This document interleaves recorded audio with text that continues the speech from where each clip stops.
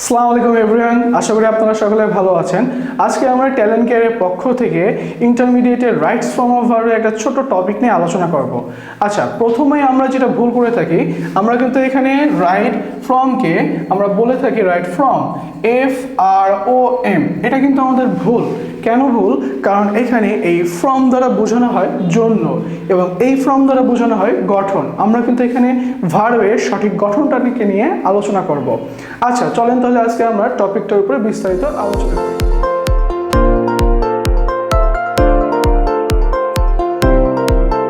যখনই ইন্টারমিডিয়েটের বা HSC right form of ভার্বের কথা আসে, আমাদের মাথায় একটা দুশ্চিন্তা চলে আসে যে আমরা 9-10 এত বড় বড় একটা গ্রামার করছিলাম যেখানে বক্স থেকে খুঁজে খুঁজে নিয়ে অর্থ আমাদের বুঝে করা লাগে, কিন্তু ইন্টারমিডিয়েটে এই গ্রামারটা অত্যাধিক ইজি হয়ে যায়। কারণ আমাদের ইন্টারে এই গ্রামারটা বক্সে না থেকে পাশাপাশি থাকে, আমাদেরকে জাস্ট রুলটা বুঝতে হবে এবং এটার উপরে অ্যান্সার করতে হবে। তাহলে আসেন আমরা এবার এটার আলোচনায় ঢুকি। দেখেন, ভার্ব বা ক্রিয়া এটা কিন্তু আমাদের গ্রামারের একদম বেসিক একটা টপিক আমার কাছে মনে হয়। কারণ কি, আমরা যদি এই সম্পর্কে বিস্তারিত জানতে পারি, পরবর্তী অংশগুলো আমাদের কাছে খুবই সহজ লাগবে। তাহলে দেখো বাচ্চারা, ভার্বটাকে আমরা দুইভাবে আলোচনা করতে পারি, একটা হচ্ছে ফাইনাইট এবং একটা হচ্ছে নন ফাইনাইট। ফাইনাইটের আর একটা আলাদা অর্থ আছে, সেটা আমরা যাব না। এখানে ফাইনাইটের অর্থ হচ্ছে সমাপিকা। সমাপিকা ক্রিয়া, আমি যদি তোমাদেরকে সহজভাবে বোঝাই যে সমাপিকা ক্রিয়া কী জিনিস, এইভাবে বলি যে এমন একটা ভার্ব যেটাকে তুমি যেই ইচ্ছা সেইভাবে গঠন করতে পারবা। যেমন গোটাকে আমি চাইলে ইজ গোয়িং করতে পারছি, আমি ওয়াজ গোয়িং করতে পারছি। যদি কিনা আমার ভবিষ্যতে প্রয়োজন পড়ে, তাও আমি এটাকে শ্যাল গো করতে পারছি। এইটা হচ্ছে আমাদের রাইট ফর্ম অফ ভার্বের বেসিক ফাইনাইট ভার্ব, যেটাকে তুমি যেইভাবে ইচ্ছা সেইভাবে পরিবর্তন করতে পারবা।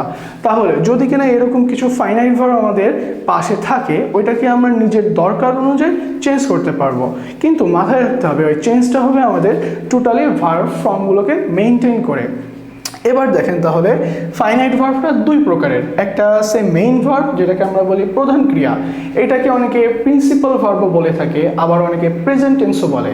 কিন্তু মাথায় রাখবা, এটাকে আমরা প্রেজেন্ট টেন্স বলবো না। কারণ কি, এইখানে মেইন বা প্রধান ক্রিয়াকে বোঝানো হয়েছে।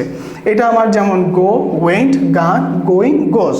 অর্থাৎ আমরা দেখছি আমাদের ওয়েন্টটাও কিন্তু একটা মেন ক্রিয়া।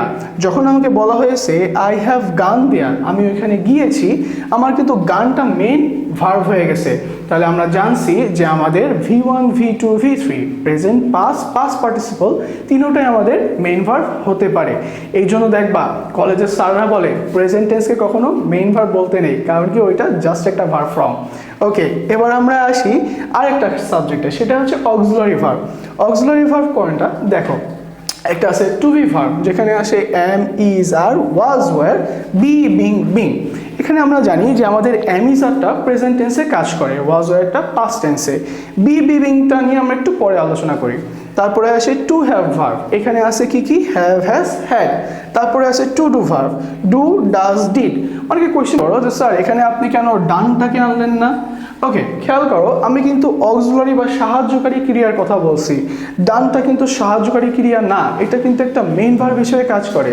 যেমন আমি বলছি আই হ্যাভ ডান ইট, এখানে খেয়াল করবা এইটা কিন্তু হ্যাভ হচ্ছে আমাদের টু হ্যাভ অক্সিলারি বা সাহায্যকারী ক্রিয়া, আর ডানটা হয়ে গেছে আমাদের মেইন ভার্ব। তাহলে যখনই আমরা ডানটা নিয়ে আলোচনা করব, সেটা হয়ে যাবে আমাদের মেইন ভার্বের একটা অংশ, কিন্তু অক্সিলারিতে কিন্তু আমরা ডানটাকে আনতে পারবো না। এবার আসি আমরা মডেল অক্সিলারি ভার্বের ক্ষেত্রে। মাথায় রাখবা, এতক্ষণ কিন্তু আমরা প্রেজেন্ট, পাস্ট নিয়ে আলোচনা করছিলাম, ফিউচার নিয়ে কোনো কথা বলিনি। ফিউচারের সমস্ত অক্সিলারি ভার্ব হচ্ছে modal auxiliary verb. For example shall, should, can, could, may, might. আরও আছে am to, is to, are to, যেগুলোকে আমরা সেমি মডেল বলে থাকি। এটা নিয়ে আমরা বিস্তারিত অন্য একটা ক্লাসে আলোচনা করব। ওকে, এবার আসি আমরা নন ফাইনাইটের ক্ষেত্রে। নন ফাইনাইট কোনটা? যেটা চেঞ্জেবল না, বা এটাকে আমরা বলি অসমাপিকা ক্রিয়া। এখানে কি কি আছে? এখানে ফার্স্ট আছে ইনফিনিটিভ, যেটা হচ্ছে টু প্লাস ভার্বের V1 বা প্রেজেন্ট ফর্ম। ফর এক্সাম্পল আমাদের এখানে বলা হয়েছে আই অ্যাম গোয়িং দেয়ার, আমি এখানে যাচ্ছি টু সি হার, তাকে দেখার জন্য।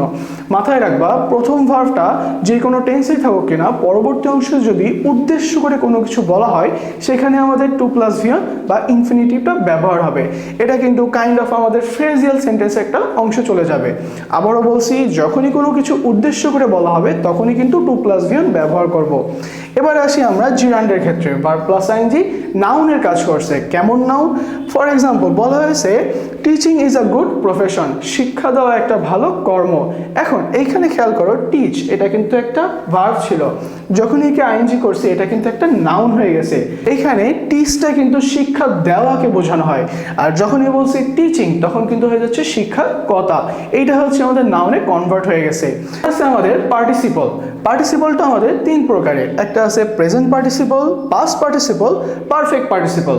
প্রেজেন্ট পার্টিসিপলটাও কিন্তু সেম আমাদের ভার্ব প্লাস আইএনজি যেরকম জিরান ছিল, কিন্তু তোমরা একটু দ্বিধাবোধ করবা না, এটা পার্থক্য আছে।